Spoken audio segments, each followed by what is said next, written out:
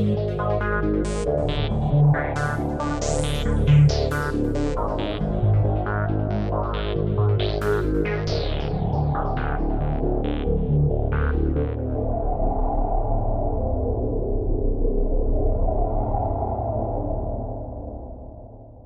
everyone, and welcome to our latest episode of The Trail Went Cold. I'm your host Robin Warder, and today we're going to be presenting the second of our two-part series about the 1991 Austin Yogurt Shop murders. Last weekend, I appeared at the True Crime Podcast Festival in Austin, and since the Yogurt Shop murders was one of my most highly requested cases which I had not yet covered, I thought now would be a good time to finally tackle it. But since it is such a convoluted story, I decided to make it a two-part episode. We released part 1 last week, which outlined the most important facts of the case, and if you haven't heard that episode yet, I suggest you go back and listen to it, since I'm going to be discussing a lot of the information I previously shared, as well as my own theories and analysis. So as a brief recap, this crime took place at an I Can't Believe It's Not Yogurt Shop in Austin, Texas, on the evening of December the 6th, 1991. Two of the victims were 17-year-old Eliza Thomas and 17-year-old Jennifer Harbison, employees who were both working the closing shift. The other two victims were Jennifer's 15-year-old sister Sarah Harbison and Sarah's 13-year-old best friend Amy Ayers, who were hanging around the yogurt shop because Jennifer had promised to drive them back to her house for a sleepover after her shift ended. The four girls were last confirmed to be alive right before closing time, but shortly thereafter, one or more perpetrators likely forced them to strip before they were bound with their clothing, sexually assaulted, and shot in the head, and their bodies were also burned when the responsible party started a fire inside the shop. The case remained cold until the fall of 1999, when four suspects, Robert Springsteen, Michael Scott, Maurice Pierce, and Forrest Wellborn, were arrested for their alleged roles in the murders. The age range of these suspects at the time they supposedly committed this crime was between 15 and 17 years old, and the case against them was based largely on confessions which were made by Rob and Mike, who both wound up being convicted at their respective trials. However, both men recanted their confessions, claiming they had been coerced by law enforcement, and since Maurice and Forrest never did confess, there was not enough evidence to bring either of them to trial, so the murder charges against them were dropped. When an appeals court ruled that Rob and Mike's constitutional rights had been violated, they both had their convictions overturned before the murder charges were dismissed, and they were released in 2009. Even though Rob and Mike were not exonerated per se, the biggest obstacle against taking them to trial again was that new forensic testing turned up some unknown male DNA on the victims which did not match any of the four suspects.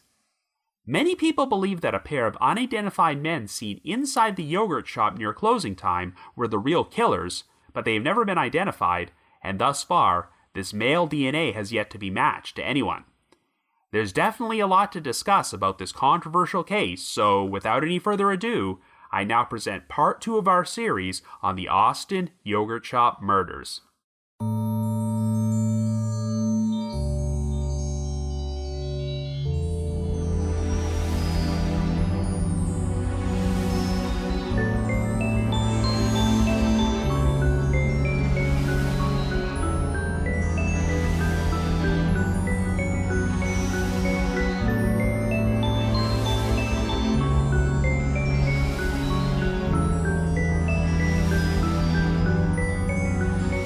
So out of all the cases I've covered on this podcast, I can't think of many others that turned out to be a worse nightmare for the victims' families. We have 4 innocent teenage girls who were murdered in the most horrific fashion imaginable, and one family, the Harbisons, wound up losing both their children. One of the biggest side effects of cases involving wrongful or controversial convictions is the false hope it can provide. When someone is charged and sent to prison for murder, the victim's family is led to believe that their ordeal might finally be over, only for them to witness the suspect having their conviction overturned and walking free, with no one else ever being charged with the crime. This sort of thing has happened more times than I can count, but the circumstances of the Austin Yogurt Shop murders are particularly unique and frustrating. Here, we have 4 suspects who were originally charged with the crime, and while 2 of them went on trial and were convicted, the other 2 got to walk free due to lack of evidence. And since one of these suspects who went free, Maurice Pierce, was the alleged mastermind behind the yogurt shop murders, I'm sure it was a bittersweet feeling for the victims' families to see justice being served against some of the perpetrators, while the guy who supposedly orchestrated the whole thing continued getting away with it. To top everything off, Robert Springsteen and Michael Scott then had their convictions overturned and walked out of prison, so nearly 32 years after what is arguably the most infamous crime in the history of Austin, we still don't have any real justice or conclusive answers about who actually committed these murders. I first became familiar with this story when I saw it featured on the CBS true crime series 48 Hours, who have produced several episodes about this case over the years. Back when the crime originally happened, Erin Moriarty was the correspondent assigned to cover it, and she has said that she never imagined she would still be reporting on the case and hosting new episodes about it decades later. Moriarty has said that a major turning point for her occurred after the 4 suspects were arrested, and she got the opportunity to interview Forrest Wellborn while he was incarcerated in jail. I mentioned in my last episode that even though no one would ever accuse Forrest of being a man with great intellect, he was absolutely steadfast about maintaining his innocence and denying any involvement in the crime, even though he faced a lot of pressure from investigators to confess and implicate his alleged accomplices. During his 48 Hours interview, Forrest continued to state that he had nothing to do with these murders, and did so with such earnestness that Moriarty said she found him to be surprisingly credible. Indeed, Forrest was never directly accused of killing anyone, only that he functioned as a lookout and a getaway driver, yet he wouldn't even admit to this, and the evidence against him turned out to be so weak that the state was unable to secure a murder indictment from 2 grand juries, let alone bring him to trial. And lo and behold, it would be about a decade later when Erin Moriarty reported on the overturning of Robert Springsteen and Michael Scott's convictions and their release from prison. 48 Hours is still continuing to provide coverage of this case, as last summer they produced yet another new episode, this time about the recent attempts to match the unknown male DNA to a suspect. Perhaps the most heartbreaking moment from all these 48 Hours episodes were the interview snippets with Jennifer and Sarah Harbison's mother Barbara and Eliza Thomas's mother Maria. Maria expressed pure rage and disappointment over the fact that these 2 men who supposedly murdered her daughter were going to walk free, stating, quote, "I felt like my head was going to spin out of my body, and it was because their rights were violated. Every time I hear those words that their rights were violated, I feel like I'm going to go insane. I mean, pretty angry, you know. Their rights are violated. Our girls were murdered." End quote. It was clear that in spite of the fact that the DNA didn't match them, Barbara and Maria still believed these guys were guilty, and tragically, Marie passed away a couple of years after the release without getting to witness real justice for her daughter. After all these years, I have no idea if all the victims' family members still believe that the authorities got the right guys all along, but unless this DNA evidence can lead to the arrest of another suspect or suspects, this case will continue to remain a never-ending nightmare for everyone involved. Now, 2 books have also been published about this case, and I use them both as research for these episodes. They are Murdered Innocents by Corey Mitchell, which came out in 2005 when Robert Springsteen and Michael Scott were still in prison, and Who Killed These Girls? The Unsolved Murders That Rocked a Texas Town by Beverly Lowry, which was released in 2016, long after the convictions were overturned, and there was a new effort underway to locate the source of the unidentified male DNA. Sadly, Corey Mitchell passed away in 2014, so an updated version of Murdered Innocents has never been released, but it is interesting to compare the 2 books. Who Killed These Girls clearly seems to hold the position that a major injustice occurred and that 4 innocent men were railroaded, but while Murdered Innocents does acknowledge that there were issues with the case against them, it doesn't really take a firm pro-innocence or pro-guilt position, which I suppose is to be expected when it ends with only 2 out of the 4 alleged perpetrators being sent to prison. While certain elements of the book are now outdated, Murdered Innocents does go into more detail about the actual confessions and trials than Who Killed These Girls, so it is a very useful resource to take a balanced look at this case. Getting back to the 48 Hours episodes, the initial segments they produce contain a few cringeworthy moments, because since we're talking about a murder case from Texas during the early 1990s, you have to figure that satanic panic would enter the equation. During the early stages of the investigation, suspicion was directed towards a group of local residents nicknamed the People in Black, who were known for having an interest in the occult and vampirism, and performing activities like dancing on tombstones, so of course, rumors circulated that they were a satanic cult. This group was led by a woman who called herself Claire LeVay, which I don't believe was her real name, since I believe she was paying homage to Church of Satan founder Anton LaVey, and in Erin Moriarty's earliest reporting of the case, she referred to this woman as a quote-unquote high priestess. Well, acting on a tip that LaVey may have been responsible for the yogurt shop murders, the Austin PD were filmed by 48 Hours performing a raid on a residence, and LaVey just happened to be naked and pleasuring herself with a vibrator on her bed when they burst inside. A skull and a bunch of bones were found in LaVey's residence, but the skull turned out to be made of wax, and the bones belonged to rats and squirrels. The whole thing was just overblown, as the People in Black were nothing more than a group of teenage and college-aged goth kids, so LaVey and her so-called followers were ruled out as having any involvement in the murders. But given the circumstances, I suppose we can be thankful that when Robert Springsteen and Michael Scott later went on trial for the crime, the state didn't try to allege that the murders were part of some sort of satanic ritual. Now, if you watch all the aforementioned 48 Hours episodes, one person who constantly makes appearances is the case's former lead investigator from the Austin Police Department, Sergeant John Jones. Even though Jones has not worked on the investigation for nearly 30 years, it obviously still haunts him to this day, which is why he continues to give interviews and talk about it. The truly ironic thing is that on the night the murders took place, Jones had a news crew from a local CBS affiliate filming him on a ride-along inside his patrol car. The crew was producing a segment about homicide detectives who worked in larger cities, but up until that point, they had not yet gotten to witness Jones work a homicide. But on this particular night, they wound up recording footage of Jones responding to a radio call about a fire at the yogurt shop, unaware that they were about to become a part of one of the most controversial cases of the modern era. While you can certainly direct criticism at the actions of many of the investigators who worked this case, John Jones is not one of them, as he poured his heart and soul into attempting to solve these murders for nearly 3 years before he was taken off the investigation. Jones developed close relationships with the victims' families, but unfortunately, it also came at great cost to his relationship with his own wife and children. Devoting all his energies to such an horrific crime caused him to develop post-traumatic stress disorder and depression, which put great strain on his marriage and led to him getting divorced.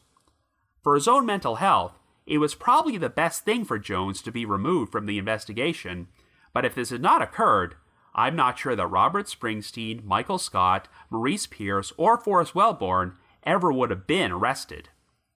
While some people might wonder why someone would confess to a crime they did not commit, especially a quadruple murder as heinous as this one, Jones claims that he had to investigate no less than 50 confessions in this case, which he found quite astounding.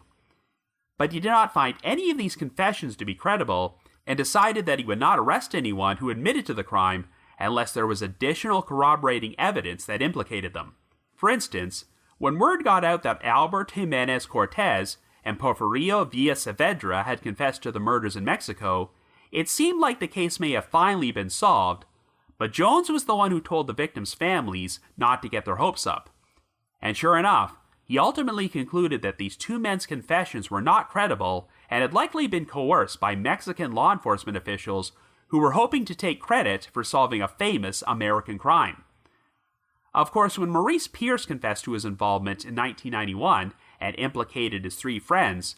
Jones was the one who was skeptical about this and was ultimately inclined to believe that none of these 4 suspects had anything to do with the murders. For clarification, Jones did not say they were completely ruled out as suspects, only that they had been inactivated and were no longer top priorities in the investigation. But obviously, once Jones stopped working the case and the yogurt shop task force was assembled, those particular investigators felt differently. So now would be a good time to discuss Hector Polanco, the detective who originally interrogated Maurice and heard him admit his involvement. Now, Polanco was no longer working on the case when Robert Springsteen and Michael Scott confessed in 1999, so you can't blame him for that. But he was the one who opened the door for these guys to wind up on the radar as suspects to begin with. I mentioned during our last episode that during the early stages of the investigation, Polanco had obtained confessions from 2 other suspects which turned out to be bogus and led to him being taken off the case. Throughout his career, Polanco said that he had a quote-unquote gift for getting suspects to confess to crimes, but it would turn out that a number of these so-called confessions were made possible through unethical methods. I also mentioned during part 1 that I would be discussing another wrongful conviction case from Austin which caused Polanco to go down in infamy, and this one has some similarities to the Yogurt Shop murders.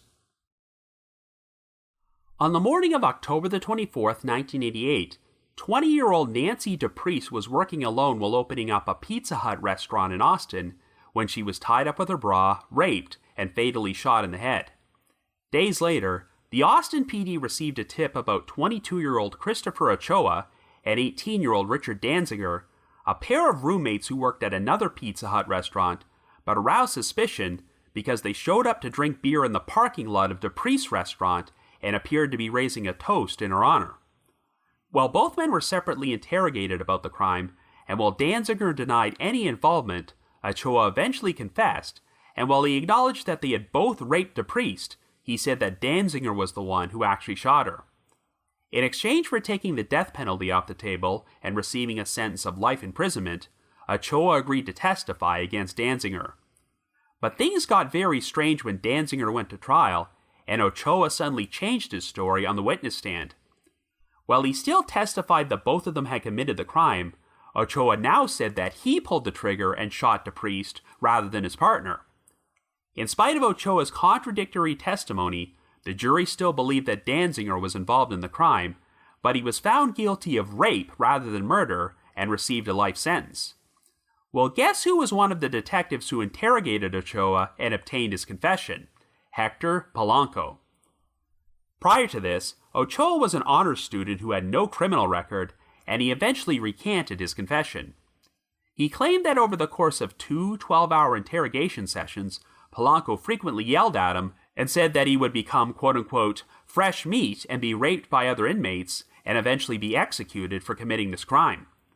At one point, Polanco even threw a chair at him. Things reached the point when Ochoa finally told the detective what he wanted to hear, and he said that Polanco fed him details to share when his confession was typed up. It's possible that Ochoa and Danziger would have remained in prison indefinitely if another convicted criminal named Joaquin Joseph Marino had not come forward and confessed to Nancy DePriest's murder.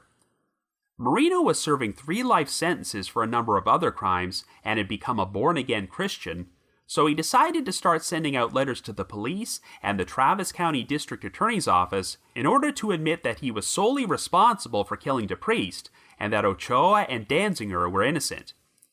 When Marino's confessions were ignored, he went so far as to send a letter to then Texas Governor George W. Bush. It turned out that Marino's letters contained information about the crime that only the perpetrator could have known, and he also led the authorities to key pieces of evidence which had been hidden at his parents' house, including the murder weapon and the keys to the Pizza Hut restaurant. In addition, new DNA testing on a semen sample taken from DePriest's body excluded Ochoa and Danziger as the source, but could not exclude Marino. As a result of these new findings, Ochoa and Danziger were both released from prison in 2001 and fully exonerated the following year. Both men successfully filed wrongful conviction lawsuits and received millions of dollars in compensation, but unfortunately for Danziger, he had been violently attacked by another inmate in prison who kicked him in the head with steel-toed boots. This caused such severe brain damage that Danziger had to be transferred to a mental institution, and while he is now a free man again, he will require medical care for the rest of his life. Now, I mentioned in my last episode that Hector Polanco was dismissed from the Austin PD in 1992 after he coerced a false confession from a suspect named John Salazar for the murder of Travis County Sheriff's Deputy William Redmond. It turned out that Salazar was in police custody for another crime at the time Redmond was murdered, so it was physically impossible for him to have done this. but Salazar still confessed anyway, which should give you an idea of how anyone is capable of admitting to a crime they didn't commit if they face enough pressure. Even though Polanco lost his job, he was reinstated after an arbitration process, and since he had alleged that racism played a role in his dismissal, Polanco even won a federal civil rights lawsuit against the city of Austin and was awarded over $318,000. Following the controversy over the wrongful convictions of Christopher Ochoa and Richard Danziger, Polanco retired from the Austin PD with full benefits, and I do not believe that he ever faced any serious consequences for his actions in that case. I actually find the timing of these events to be quite troubling, because Ochoa and Danziger wound up being released from prison and exonerated around the same time that Robert Springsteen and Michael Scott's trials took place, which really should have compelled the people in power to take a second look at what was going on in the yogurt shop case. Like Maurice Pierce and Forrest Wellborn, Danziger was extensively interrogated and pressured into admitting his role in Nancy Dupree's murder, but he never did confess.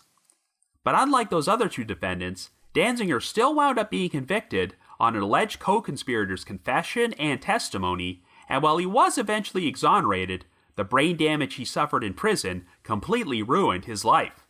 We'll probably never really know why Maurice Pierce decided to implicate himself in the yogurt shop murders in the first place back in 1991, but John Jones theorized that he was suffering from some sort of mental problems at the time.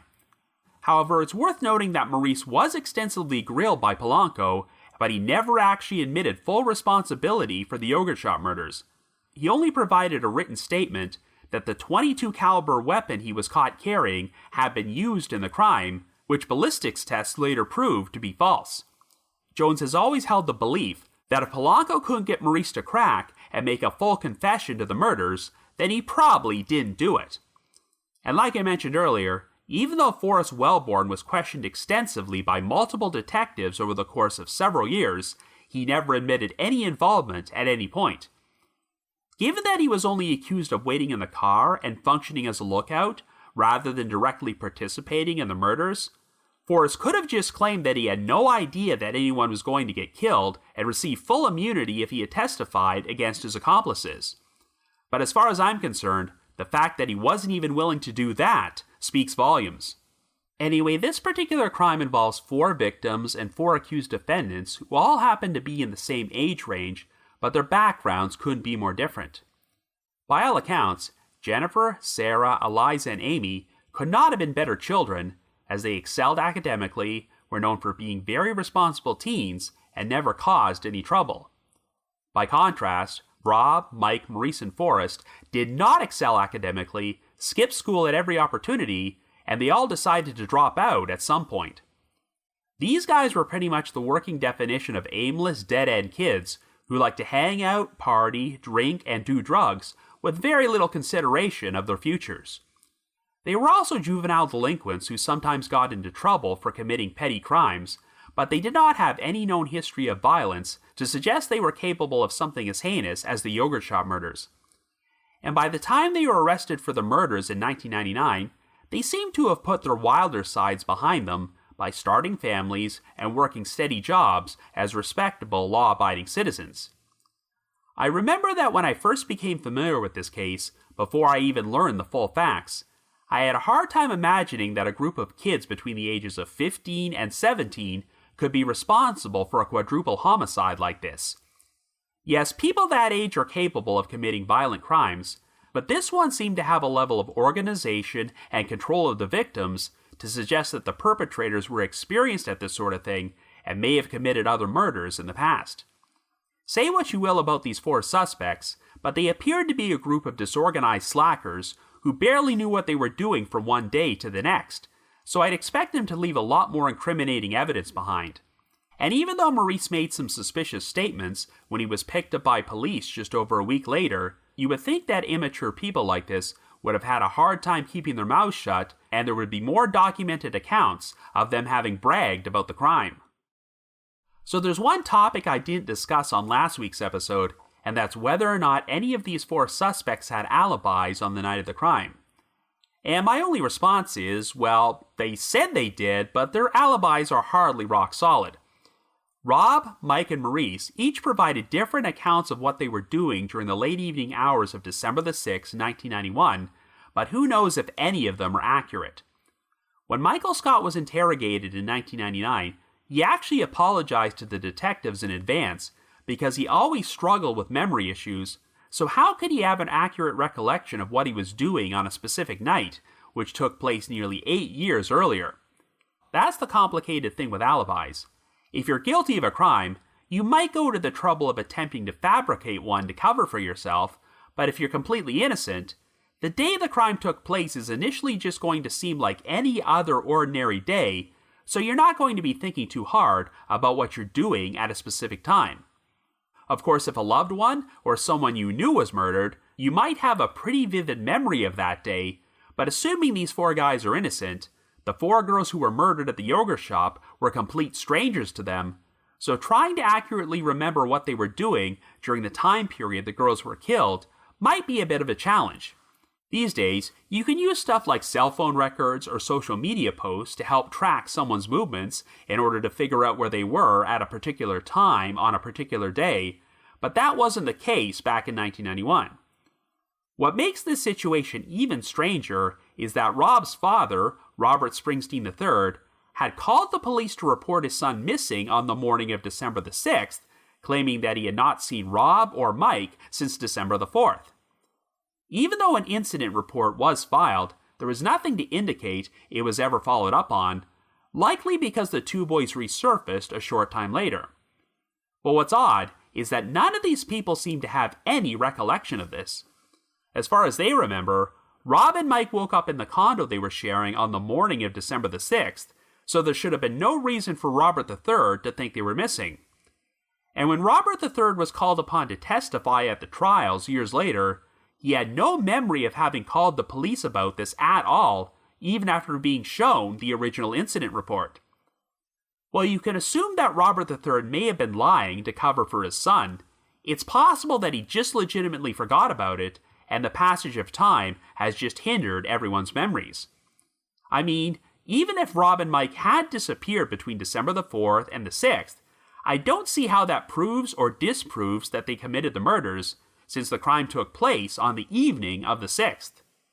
Rob claimed that he snuck into a midnight screening of the Rocky Horror Picture Show at the North Cross Mall, but for whatever reason, Mike was unable to get inside, so he spent the next 2 hours hanging around in the lobby until the movie ended. Rob and Mike were then planning to go to a cast party for the event, but couldn't find it, so someone else gave them a ride back to Mike's mother's place, which is where they spent the night. However, Mike's recollection is that they both spent the evening partying with Maurice somewhere on 6th Street before Maurice drove the 2 friends back to their condo at around 10:30 p.m. After they split off from Maurice, Mike and Rob then said that they spent the rest of the night watching the movie Robin Hood, Prince of Thieves on TV before they fell asleep. I do find Rob's statement about Mike being unable to sneak into the Rocky Horror Picture Show to be a bit odd, because I do not believe Rob actually specified that Mike was caught and thrown out of the theater.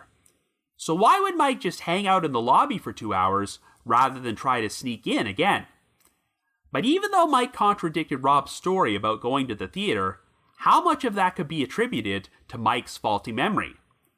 Now, during Maurice's initial interrogation, he claimed that after the murders took place, he, Rob, Mike, and Forrest all stole a Nissan Pathfinder from a dealership and took a joyride, and after spending the weekend in San Antonio and returning to Austin, they dropped the vehicle back off at the dealership.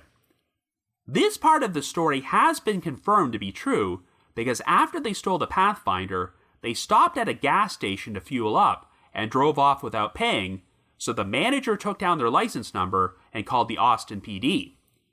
But the problem is that even though this incident took place on the morning of Sunday, December the 8th, the officer who answered the call wrote down the wrong date, December the 7th, and no one noticed this until years later after the suspects were arrested.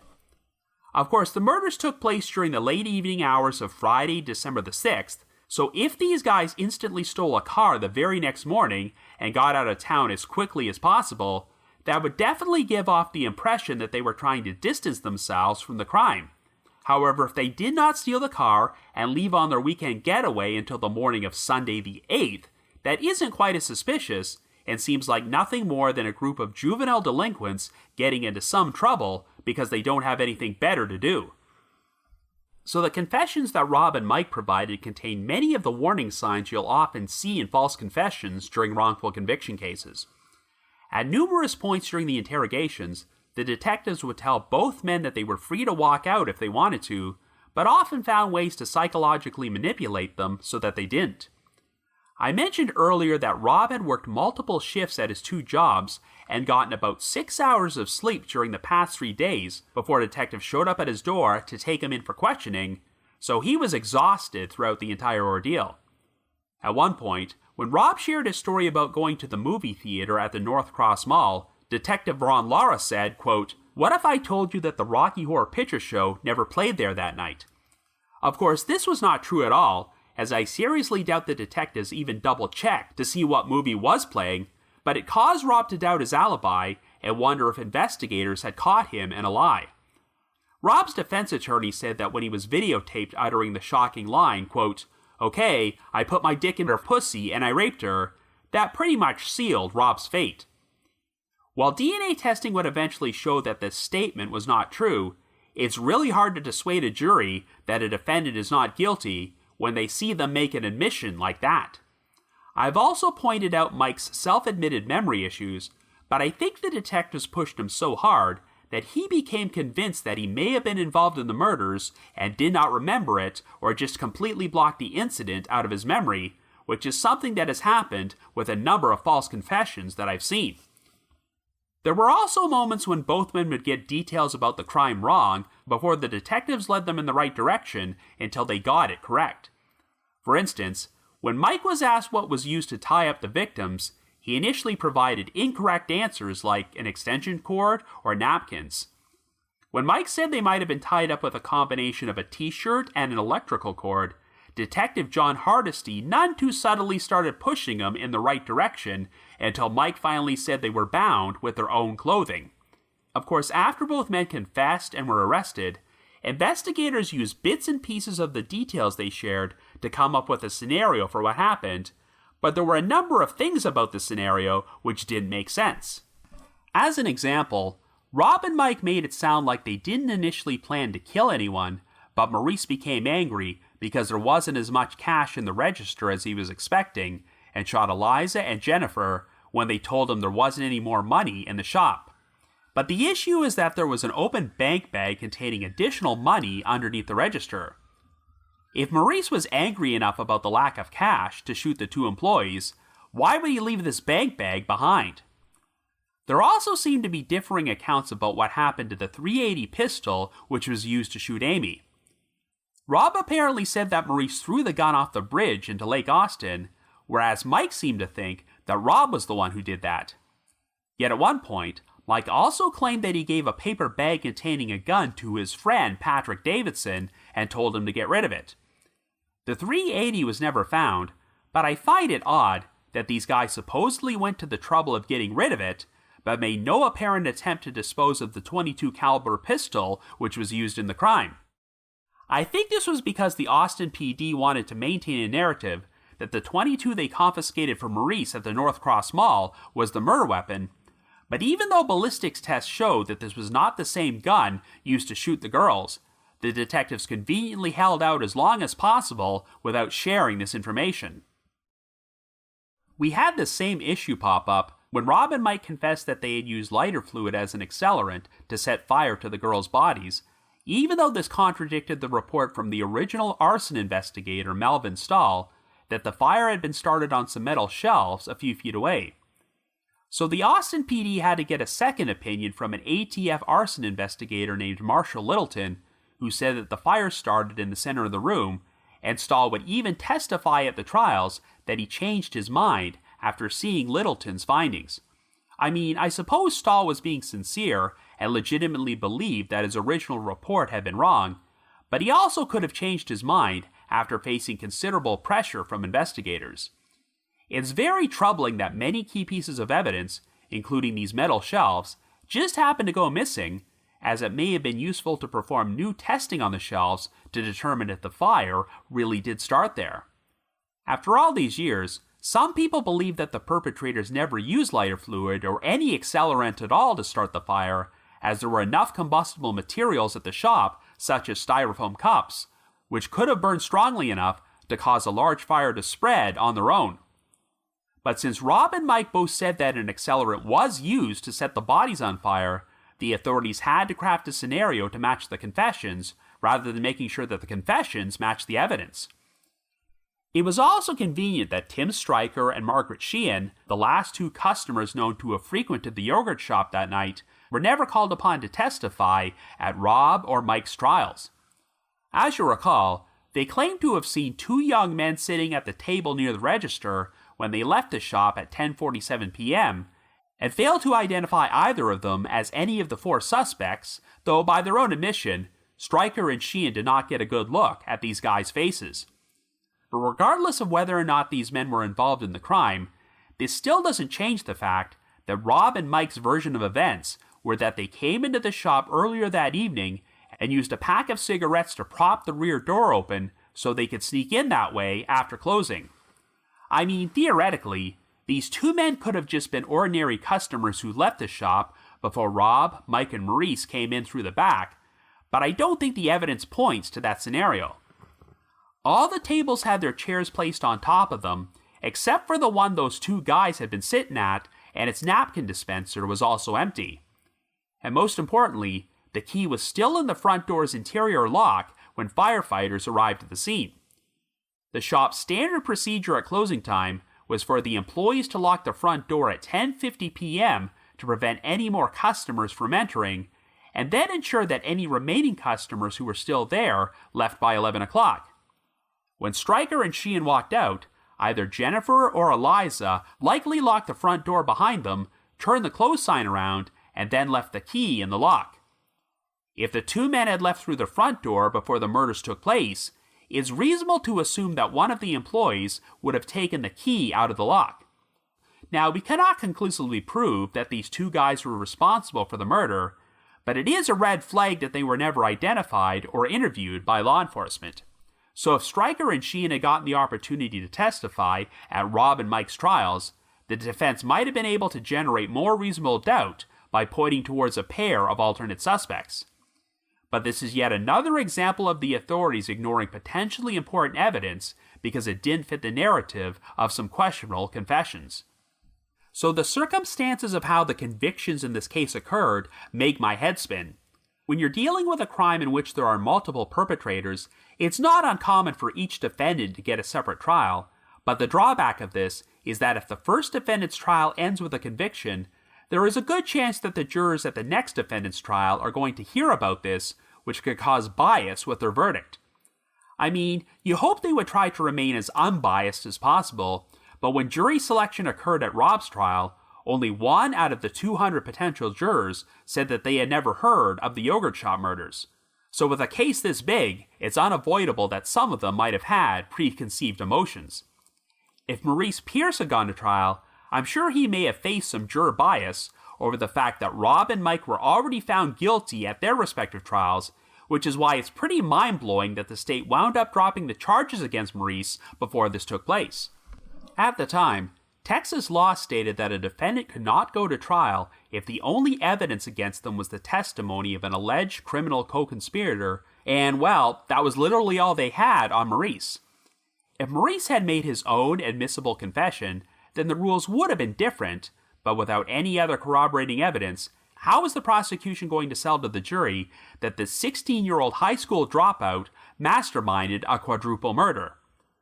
It is also a bit surprising that Rob and Mike were allowed to have their own confessions used against the other at their respective trials without corroborating testimony. You might be familiar with the infamous West Memphis 3 case from 1993, where Damian Eccles, Jason Baldwin, and Jesse Miskelly were all charged and convicted for the murders of 3 boys. Since Miskelly confessed to the crime, he went on trial first, while Eccles and Baldwin were later tried together. However, because Eccles and Baldwin never confessed themselves, and Miskelly refused to testify against them, Miskelly's confession could not be mentioned or used as evidence at the second trial. If it had been, this technically would have been a violation of the Confrontation Clause of the Sixth Amendment, Because if you're going to use an alleged co-conspirator's incriminating statements as evidence against a defendant, their defense attorney should have the right to cross-examine them on the witness stand. But since Rob and Mike refused to testify at the other's trial, their respective defense teams never got the opportunity to cross-examine them. This is the exact reason why both their convictions were overturned by the Texas Court of Criminal Appeals, but quite frankly, I'm surprised things even made it that far. If Rob and Mike are innocent, I don't want to use the word lucky to describe their situation, but considering that it can sometimes take decades to overturn a wrongful conviction, they had to spend less time behind bars than many people in this situation. However, even though they've been free men for the past 14 years, they have never officially been exonerated, as they were only released because of a civil rights violation, and the evidence has not conclusively proven their innocence. As a result, they've never been compensated for their imprisonment, and they are still technically convicted murderers in the eyes of the law. There's also the fact that Maurice Pierce wound up being fatally shot by police just over a year after Rob and Mike's convictions were overturned. Some might take this as a sign that Maurice was guilty all along, while conspiracy theorists might take it as an indication that Maurice's death was retribution from the Austin PD over their case having fallen apart. But I honestly do believe Officer Frank Wilson when he says that he had no idea who Maurice was when he pulled him over for what should have been a routine traffic stop. And since Maurice grabbed Wilson's knife and stabbed him in the neck, the shooting was definitely justified, and I think it's just a coincidence that Wilson wound up getting into a violent struggle with a suspect for one of the most infamous crimes in the history of Austin. Even though Maurice was never actually convicted of any crime, he still had to spend 3 years in jail awaiting trial until the murder charges were dropped, and I think this caused him to suffer some serious PTSD and spend the next few years experiencing constant paranoia that the police were going to arrest him again at any time. Maurice's final comments to his daughter on his cell phone while he was being pulled over seemed to indicate that he believed he was going to be arrested or killed, even though all he had done was fail to properly stop at a stop sign. So if Maurice was innocent, it is sad that he wound up being killed before he could experience full vindication. As for Forrest Wellborn, he pretty much completely disappeared from the spotlight after the charges against him were dropped in 2000. I don't believe he has done any other interviews after he appeared on 48 Hours, and I have no idea what he's up to today, but out of the 4 defendants, he was always the most unwavering about his innocence. Now, given that none of the DNA from the evidence or the murder scene has matched any of the defendants, you would think that should put an end to the debate about whether or not they were actually responsible for this crime, but the state attempted to counter this by pushing forward the narrative that this DNA might belong to an unidentified 5th accomplice who participated in the murders alongside these guys. However, that notion seems completely ridiculous, considering that Rob and Mike never mentioned anything about an additional accomplice during their confessions. Why would they willingly implicate Maurice and Forrest, but not say anything about this other guy? Sadly, this type of practice is not uncommon in wrongful conviction cases in which a murder victim was sexually assaulted, as the prosecution will sometimes invent what is known in legal circles as a quote-unquote unindicted co-ejaculator in order to explain why the DNA evidence does not match the defendant. In cases like the Holly Staker murder, we've seen the state push forward the narrative that the victim had consensual sex with another individual before they were killed, but the ironic thing is that this actually did occur in this case. There was semen in Jennifer's body, which matched the DNA of her boyfriend at the time, Sammy Buchanan, as they did have sex with each other hours before she was killed. But this point doesn't have any relevance here, since there are additional male DNA profiles besides Sammy's. And since one of them was taken from a vaginal swab performed on Amy Ayers, who was only 13 years old, the consensual sex theory is obviously not going to fly with her. No, the evidence clearly shows that the girls were raped by multiple individuals who were not Rob, Mike, Maurice, or Forrest. So obviously, over the past 5 years, we've seen DNA testing and genetic genealogy get used to solve a bunch of cold cases, but even though there is DNA evidence in this case, the solution is not that simple. Most of the focus has been placed on the DNA taken from Amy, which is not a complete profile, but rather a Y STR profile which only has 16 genetic markers. And whenever DNA samples are entered into a genealogical database, they usually have a lot more markers which will allow them to link the crime to a specific individual. For a while, investigators thought they might be close to identifying a suspect because the Y STR profile seemed to match an anonymous DNA sample which had been entered into a database at the University of Central Florida's National Center for Forensic Science. But again, the Y STR profile only had 16 genetic markers, and when further testing was performed to increase the number to 25, one of these new markers did not match the sample in the database, which means this lead turned out to be a dead end. It's been reported that additional YSTR DNA profiles were found on Sarah's body and the clothing used to bind Eliza's wrists, but I have to assume that these samples are quite small and may contain even fewer genetic markers than the sample taken from Amy. In other words, the DNA on its own is probably not going to be sufficient enough to identify and arrest a suspect, so additional corroborating evidence might be required. So if these 4 suspects were not responsible for this crime, then who was?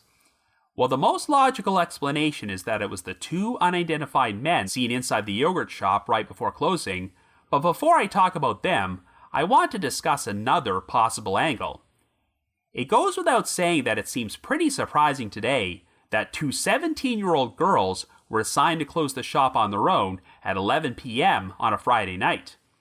And as I'm sure you've probably figured out by now, no, this shop did not have any security cameras. I can definitely understand why the girls' families filed a lawsuit over this whole situation, considering that this shop was located in a strip mall where other businesses had experienced a series of robberies in the months prior to the murders. So obviously, this should have paved the way to some additional security measures being implemented before Eliza and Jennifer worked this closing shift on their own. In my last episode, I mentioned that the female yogurt shop manager at that time, Reese Price, claimed that she and Eliza had received some threats prior to the murders, and there were times when the shop's employees thought they heard odd noises in the crawl space which connected them to an adjacent party shop next door. And there was one weird incident when Reese was working the closing shift and said she discovered shoe prints on the toilet in the men's washroom underneath what appeared to be an opening in the ceiling. So could this indicate that perhaps the perpetrators entered the shop through the crawl space rather than the back door? Well, if you search online discussions about this case, you'll see some suspicion directed towards the party shop's owner, Jorge Barney, who was working late that night past closing time in order to prepare for the upcoming Christmas season in an office which shared a wall with the yogurt shop's storage room. Barney said that he immediately smelled smoke and called the fire department, and even went outside to greet the police when they arrived. But oddly, he also said that he never heard any gunshots or screaming, even though the victims would have been killed near the opposite side of the wall in his office. Some people have found this a bit odd and wondered if Barney may have been involved in the murders or possibly used the crawl space to sneak into the yogurt shop from his store. However, I can only assume that Barney was extensively questioned and investigated, and I've read nothing to indicate that the Austin PD ever considered him to be a suspect. But Reese Price's story about her and Jennifer receiving threats and potentially being stalked does make me wonder if the crime may have been more personal in nature. Perhaps the killer or killers were someone who had developed a fixation on Jennifer or even Eliza and decided to attack them while they were closing the shop on their own. Or, since Reese apparently bore a bit of a resemblance to Jennifer, the killer actually had a fixation on her and was under the mistaken impression that Reese was working that night. Even though $540 was missing from the cash register, I still can't get over the fact that a bank bag filled with additional money was resting underneath the register and no one bothered to take it. I mean, I guess it's possible that the perpetrators just simply missed it, but it really makes me think that robbery was not the primary motive for this crime, and the responsible parties just wanted to brutally murder some people. Now, I've already outlined some of the compelling evidence which points to the 2 unidentified customers being the perpetrators, such as the key still being in the front door's lock, and the chairs they were sitting in not being stacked on top of the table. There's also the fact that an unopened Coke can and an empty styrofoam cup were found near the cash register, which has caused speculation that after Tim Stryker and Margaret Sheehan left the establishment, the two men may have approached the counter and ordered a Coke, but while Jennifer or Eliza were preparing to pour it, the suspects pulled out their guns. The last recorded transaction on the register was when the no sale button was pushed at 11:03 p.m., which was the button used to open the register when a transaction wasn't being rung through, so it's logical to assume that the men ordered the girls to open the register at gunpoint and give them the money inside. According to Stryker and Sheehan, they did not see Sarah or Amy while they were there, so the two girls were probably hanging out in the back. For all we know, the perpetrators may not have even been aware that Sarah and Amy were inside the shop, and this could have thrown off their original plan. The no-sale transaction was rung through at 11:03, the radio call about the fire took place at 11:47, and Melvin Stahl's original estimation was that the fire started at 11:42. This means the perpetrators may have been inside the building for around 40 minutes after emptying the register, so they clearly were not in a hurry to commit this crime and really wanted to inflict serious harm on these four girls. Like I mentioned earlier, I think it would have taken a lot of organization and control to handle four victims simultaneously, which is why I think there's a good chance that the perpetrators have committed additional crimes like this before and after the yogurt shop murders took place. But if those two men seen inside the shop before closing were the killers, who were they? Well, there has always been speculation that serial killer Kenneth Allen McDuff was responsible for this crime, particularly since he abducted Colleen Reed from an Austin car wash and killed her just over 3 weeks after the yogurt shop murders took place. That crime was committed with an accomplice named Alva Hank Worley, so could McDuff and Worley have been the two men seen in the shop?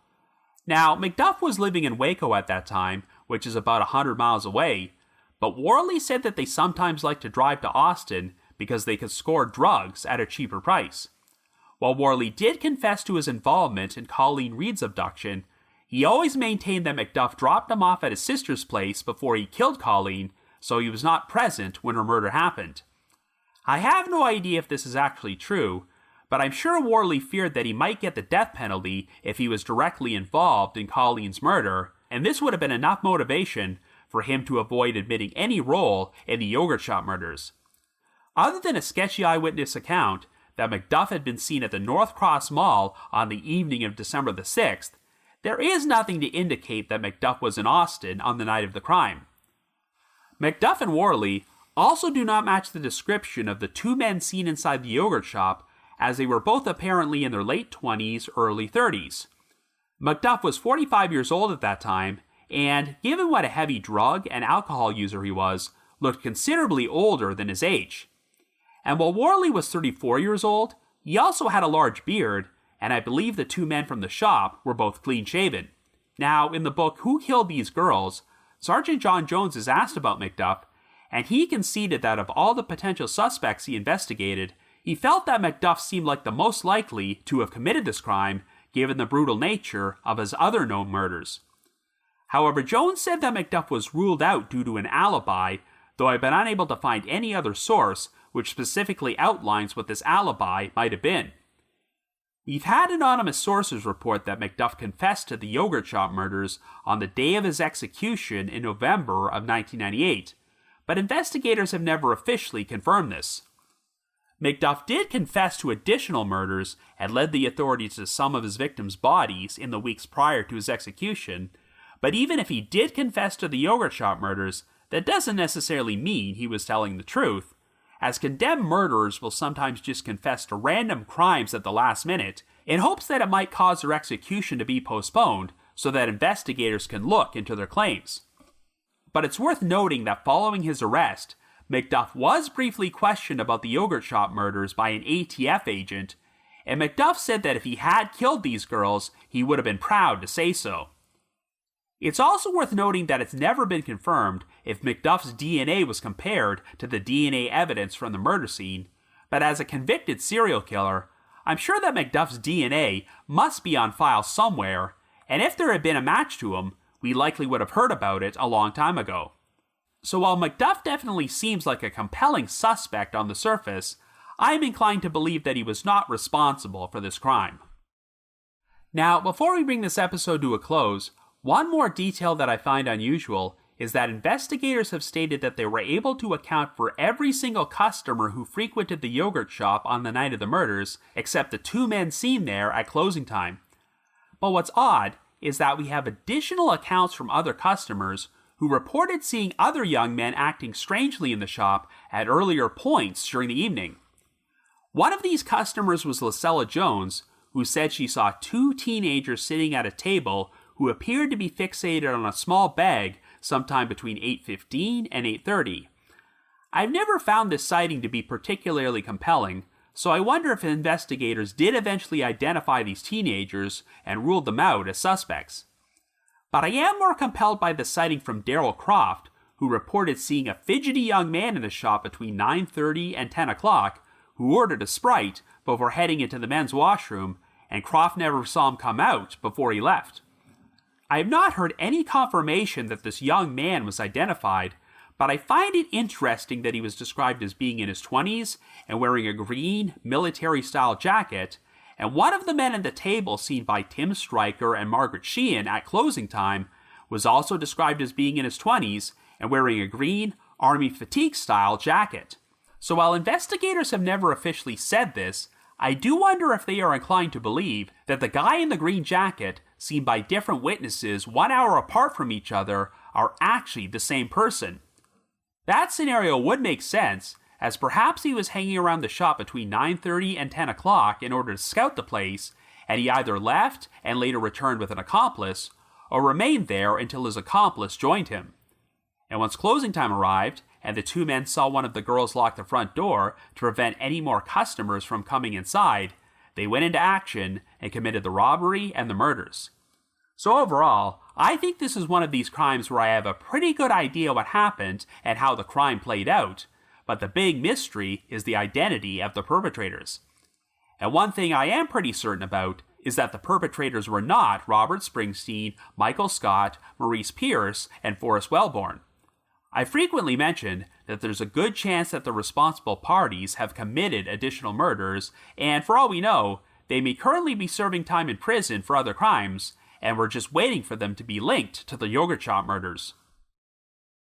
So yeah, this was a terrible tragedy for everyone involved, as 4 innocent girls lost their lives, 4 innocent young men were likely falsely implicated in this crime, and the victims' families and the community have not received a conclusive resolution after 3 decades. And this all came about because of a botched investigation, personal politics, and tunnel vision from authority figures who are unwilling to admit that they focused on the wrong suspects. Like I mentioned earlier, this does not appear to be a case in which DNA on its own is going to lead to an arrest, so it may require the right person to come forward with tips which point towards a suspect or suspects. So if you happen to have any information about the Austin yogurt shop murders, please contact the Austin Police Department at 512-472-TIPS. That's 512-472-TIPS. But if you just have your own thoughts about what happened, feel free to leave me a comment or send me an email to robin.warder@icloud.com. That's robin.warder@icloud.com. Now the reminder that The Trail Went Cold is on Patreon, so please visit patreon.com/thetrailwentcold to learn how you can support our podcast and become eligible for some pretty neat rewards. Over the past 5 years, our Patreon page has released dozens of exclusive bonus episodes, which are all currently available in our archives. This past month, I released a follow-up to a popular Patreon episode I did last year, where I discussed my top 10 favorite movies inspired by true crimes. I've also dropped an exclusive bonus episode from my spin-off podcast, The Path Went Chilly, in which myself and my 2 co-hosts, Jules and Ashley, discussed the unexplained 1995 death of Devin Williams, which was profiled on Unsolved Mysteries. And for our patrons in Tier 3, I've recorded another new audio commentary track, which can be played over a classic episode of Unsolved Mysteries, and we now have over 50 of these commentary tracks in our archives. Anyway, in just a couple of weeks, The Trail Went Cold will be appearing on Podcast Row at CrimeCon, which is being held from September the 22nd to the 24th at the World Center Marriott in Orlando, Florida. Our podcast has a specialized promo code, which can be used to get a special 10% discount on tickets, So in order to do so, please visit crimecon.com and use the special promo code COLD23. That's COLD23. I just wanted to give another shout out to my supporters at the Unsolved Mysteries message board at the Sitcoms Online forum and the Unresolved Mysteries subreddit. I need to provide a big thanks to Miguel Foote, who edits and assembles this podcast together for me, and Vince Nitro, who composes the eerie music you hear on every episode. If you haven't already, you can like us on Facebook, follow us on Twitter, or leave us a rating or review on Apple Podcasts, Google Podcasts, or Spotify.